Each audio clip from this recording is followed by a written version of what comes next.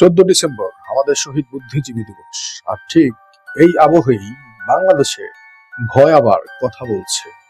1971 সালের এই দিনে পরিকল্পিতভাবে হত্যা করা হয়েছিল আমাদের শ্রেষ্ঠ সন্তানদের। মুক্তিযুদ্ধে আমরা হারিয়েছি অসংখ্য প্রাণ, অসংখ্য সম্ভব।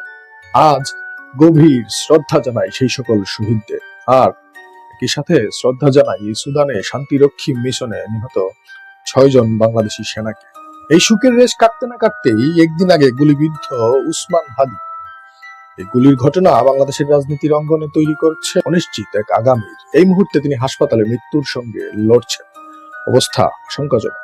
কিন্তু সবচেয়ে ভয়ঙ্কর বিষয়টা জানেন, হামলার আগেই তিনি বলেছিলেন রিকশায় চলাচল করলে আমাকে খুব সহজেই মারা যেতে পারে। তিনি আরো বলেছিলেন অল্প টাকায় কন্টাক্ট কিলিং সম্ভব। তাহলে প্রশ্ন, হাদি কেন এমন কথা বলেছিলেন?